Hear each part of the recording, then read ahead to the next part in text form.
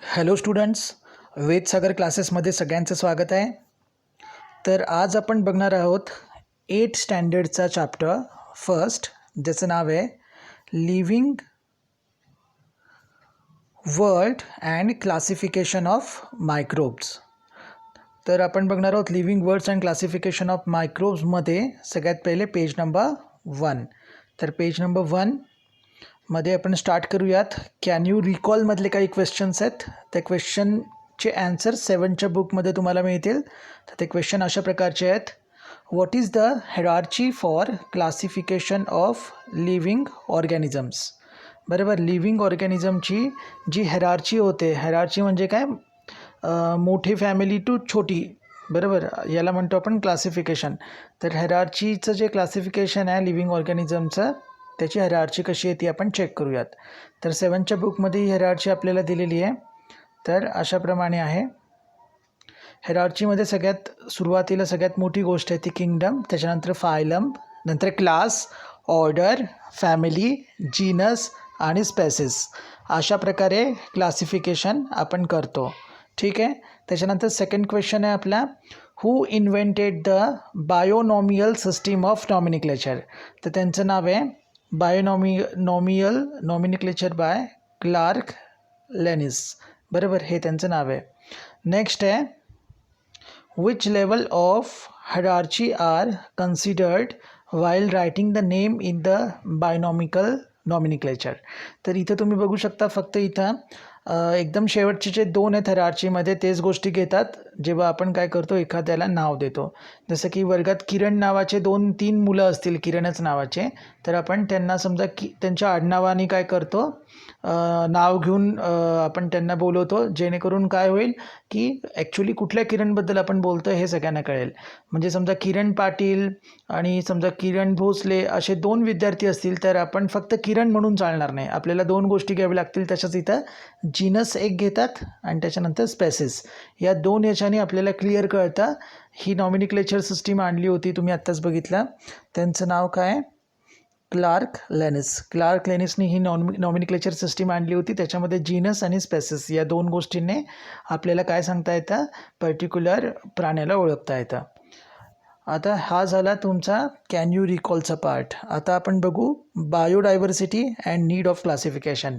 Biodiversity आपण 7th स्टँडर्डमध्ये जसं बघितलं, all the living organisms on the earth have adopted according to the geographical regions, food ingestion and defence etcetera. म्हणजे जे काही बायोडायव्हर्सिटी झाली कशामुळं, तर या गोष्टींमुळे झाली, ॲडॉप्टेशनमुळे झाली.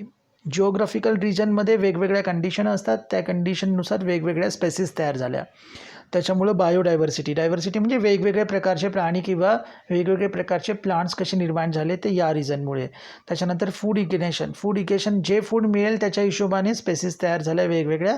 आणि डिफेन्सच्या हिशोबाने कुणाला मोठे नख आले, कुणाला दाट केस आले, कुणाची चरबी जास्त आहे, लाईक दिस. तर डिफेन्सच्या हिशोबाने पण जिओग्राफिकल कंडिशनच्या हिशोबाने वेगवेगळ्या स्पेसिस तयार झाल्या. त्याच्यामुळे huge number of the animals आणि प्लांट्स तिकडं तयार झाले. आता आपण बघू नीड ऑफ क्लासिफिकेशन.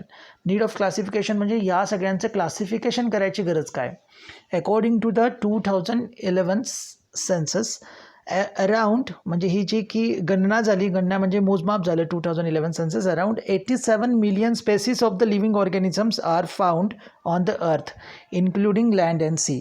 तर इतक्या ह्यूज प्रमाणामध्ये प्राणी सगळे काय झाले तिथं तयार झालेले आहेत आत्तापर्यंत. आणि या सगळ्यांचं जर स्टडी करायचं आहे watch number it is essential to what divide them into groups. Yes ना, त्यांना ग्रुपमध्ये डिवाइड करणं सोपं जातं.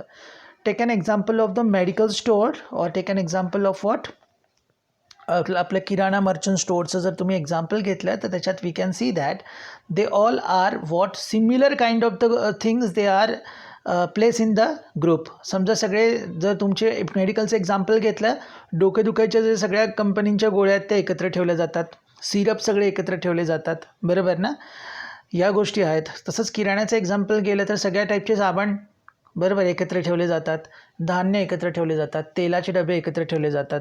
त्याच्यामुळं गिराईक येऊन जे काही मागतं ते सोपं जातं त्यांना इझिली देण्यासाठी. तर अशाच प्रकारे प्राण्यांची जर आपल्याला स्टडी करायची आहे तर त्यांचे ग्रुप्स बनवणे म्हणजे त्यांनाच क्लासिफाय करणे गरजेचं आहे.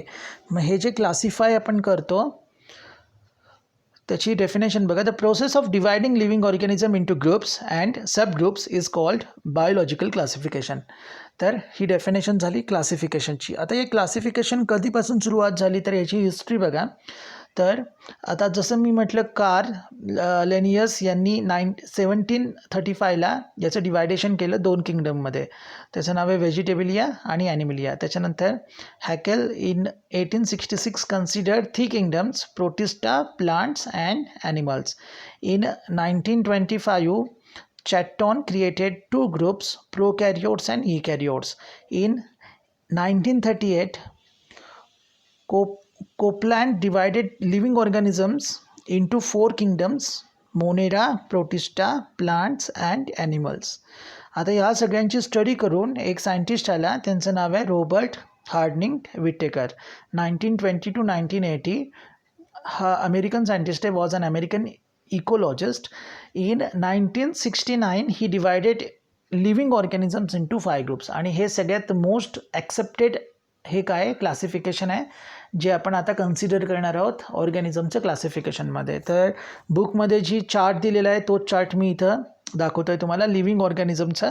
त्याच्यामध्ये मेनली 2 ग्रुप आहेत, प्रोकॅरियोटिक आणि यूकॅरियोटिक. तर प्रोकॅरियोटिकमध्ये सिम्पल सेल स्ट्रक्चर असलेले आहेत सगळे, आणि यूकॅरियोटिकमध्ये सेल स्ट्रक्चर काय असतं थोडंसं डिफिकल्ट सेल स्ट्रक्चर असतं. प्रोकॅरियोटिकमध्ये युनिसेल्युलर आहे, त्यांना किंगडम 1 मध्ये स्थान दिलेलं आहे. प्रोकॅरियोटिक युनिसेल्युलर फक्त एकच किंगडम आहे, त्याचं नाव आहे मोनेरा. सगळ्यांनी हे पाठ करायचं आहे, 1-2 मिनटात पाठ होऊन जाईल सगळ्यांचं. प्रोकॅरियोटिकमध्ये युनिसेल्युलर म्हणजे ज्याच्यामध्ये एकच सेल आहे असं काय युनिसेल्युलर, आणि त्याचं सेल स्ट्रक्चर पण कसं आहे, प्रोकॅरियोट म्हणजे सिम्पल सेल स्ट्रक्चर आहे, त्याचं किंगडम काय मोनेरा. त्याच्यानंतर तुम्ही येता यूकॅरियोटिकमध्ये सिम्पल सेल स्ट्रक्चर युनिसेल्युलर आणि मल्टीसेल्युलर. कॉम्प्लेक्स सेल स्ट्रक्चर असणार, ते असणार युनिसेल्युलर आणि मल्टीसेल्युलर. युनिसेल्युलरमध्ये फक्त एक किंगडम आहे प्रोटिस्टा, पण त्याचा सेल कसा आहे कॉम्प्लेक्स आहे. यूकॅरियोट म्हणजे कॉम्प्लेक्स सेल, बरोबर. त्याच्यात एकच सेल असेल कॉम्प्लेक्स तो युनिसेल्युलर, जास्त सेल असतील तो मल्टीसेल्युलर, आणि एक सेल असलेला किंगडम कुठला आहे प्रोटिस्टा. आणि मल्टीसेल्युलरचे परत 3 किंगडम येतात, असे टोटल 5 किंगडम्स आहेत. जसं ना 5 ग्रुप्स, किंगडम्स म्हणजेच ग्रुप, तर 5 किंगडम आहेत. तर त्याच्यामध्ये आपले कॉम्प्लेक्स सेल स्ट्रक्चरवाले जास्त सेल असलेले 3 ग्रुप कुठले कुठले, किंगडम 3, किंगडम 4, किंगडम 5. किंगडम 3 आहे फंगी, किंगडम 4 आहे प्लांटी आणि किंगडम 5 आहे ॲनिमलिया. तर फंगी काय बघा, तर फंगी जो बघताय तुम्ही त्या फंगीमध्ये सेल वॉल प्रेझेंट आहे, बट यातले जे ऑर्गॅनिझम्स आहेत ते फोटोसिंथेसिस करत नाहीत. सेल वॉल जरी असली तरी ते काय करत नाहीत, फोटोसिंथेसिस करत नाहीत. म्हणजे यांना जर काही अन्न पाहिजे असेल तर यांना दुसऱ्यांवरती अवलंबून राहावं लागतं. दुसरा जो किंगडम आहे, किंगडम नंबर 4, त्याचं नाव आहे प्लांटी, जो की मल्टीसेल्युलर आहे आणि कॉम्प्लेक्स सेल स्ट्रक्चर म्हणजे यूकॅरियोट आहे, त्याचं नाव आहे प्लांटी. तर याच्यामध्ये सेल वॉल प्रेझेंट आहे आणि हे फोटोसिंथेसिस करतात. Okay, organisms can perform photosynthesis प्रोसेसमध्ये तुम्हाला माहिती आहे की ह्या वनस्पती स्वतःचं अन्न स्वतः तयार करतात. आणि तिसरा आहे ॲनिमल किंगडम, कुठला आहे ॲनिमेलिया. ॲनिमेलियामध्ये सेल वॉल प्रेझेंट नाही आहे, म्हणजे यांना बाहेरून काय करावं लागतं, अन्न खावं लागतं आणि ते डायजेस्ट करावं लागतं. अशा प्रकारे त्यांची ग्रोथ होते. तर टोटल 5 किंगडम आहेत बघा, मी रिपीट करतो. मोनेरा किंगडम आहे युनिसेल्युलर आणि सिम्पल म्हणजे प्रोकॅरियोटिक सेल स्ट्रक्चर. दुसरा आहे तुमचा याच्यामधला किंगडम आहे प्रोटिस्टा हा युनिसेल्युलर आहे पण कॉम्प्लेक्स म्हणजे यूकॅरियोट आहे, बरोबर. तिसरा आहे तुमचा याच्यातला मल्टीसेल्युलर कॉम्प्लेक्स स्ट्रक्चर यूकॅरियोटमधला. तिसरा फंगी, चौथा प्लांटी आणि 5वा ॲनिमलिया. फंगीला सेल वॉल प्रेझेंट आहे बट स्वतःचं अन्न स्वतः करत नाही कारण फोटोसिंथेसिस करत नाही. प्लांटी हे फोटोसिंथेसिस करतात कारण त्यांच्याकडे सेल वॉल प्रेझेंट आहे. आणि किंगडम 5 जो आहे तुमचा ॲनिमलिया, त्यांना सेल वॉलच नाही आहे, त्याच्यामुळे त्यांना बाहेरून अन्न खावं लागतं. तर हे क्लासिफिकेशन करण्याच्या मागचं जे काही आहे ते बघा. क्लासिफिकेशन कशाच्या बेसवरती केलेलं आहे विटेकर यांनी, तर पहिले आहे त्यांनी complexity of the cell structure, तर त्याच्यानुसार प्रोकॅरियोट आणि यूकॅरियोट हे 2 ग्रुप केले. त्याच्यानंतर कॉम्प्लेक्सिटी ऑफ द ऑर्गॅनिझम, छोटे ऑर्गॅनिझम युनिसेल्युलर आणि मोठे मल्टीसेल्युलर, जसं की ह्युमन आहे, बरोबर. डॉग आहे, हे सगळे काय आहेत, मल्टीसेल्युलर आहे. प्लांट पण आहेत, सगळ्या मोठे मोठे त्या मल्टीसेल्युलर आहेत. त्याच्यानंतर mode of nutrition. Mode of nutrition म्हणजे काय, हे कसं डिपेंड आहेत दुसऱ्यांवरती की स्वतःचं अन्न स्वतः बनवतात. तर प्लांट्स ऑटोट्रॉपिक फोटोसिंथेसिस. ऑटोट्रॉपिक म्हणजे स्वतःचं अन्न स्वतः तयार करणारे. फंगी आहे saprophytic, absorption from the dead organism. Saprophytic म्हणजे जे मेलेले ज्या वस्तू आहेत त्यांच्यापासून हे काय करतात, त्यांचं अन्न खाऊन टाकतात, म्हणजे त्यांना ते अन्न म्हणून वापर करतात त्याचा. आणि ॲनिमल्स आहे हेट्रोट्रॉपिक, दुसऱ्यांवर अवलंबणारे. अँड इंगेस्टिव्ह म्हणजे अन्न हे आतमध्ये घेतात आणि ते हेट्रोट्रॉपिक दुसऱ्यांचं जे काही बनवलेलं आहे ते आपण खातो. लाईफ स्टाईल जर बघितली, प्लांटची प्रोड्युसर आहे. प्रोड्युसर म्हणजे स्वतः अन्न बनवतात. ॲनिमल्स कन्झ्युमर आहेत. आणि फंगी जे आहेत ते डिकम्पोजर म्हणजे सोडवण्याचं काम करतात. जी की बॉडी डेट आहे तिला पूर्ण काय करतात, डिकम्पोज करतात. त्याच्यानंतर नंबर 5 आहे क्लासिफिकेशन, याच्यानुसार केलं फायलोजेनेटिक रिलेशनशिप. तर प्रोकॅरियोटपासून यूकॅरियोट बनतात आणि युनिसेल्युलरपासून मल्टीसेल्युलर बनतात. तर विटेगरनी जे क्लासिफिकेशन केलं त्याचा बेस हा आहे. या सगळ्या क्रायटेरियाला त्यांनी कन्सिडर केलं आणि याच्या हिशोबाने क्लासिफिकेशन केलं. हा तुमचा पार्ट 1 इथं फिनिश झाला. या पार्ट 1मध्ये मी पेज 1 कवर केलेला आहे. तर याचा सगळ्यांनी स्टडी करा. ओके. काही क्वेश्चन असेल तर मला कमेंट बॉक्समध्ये तुम्ही टाकू शकता. थँक्यू.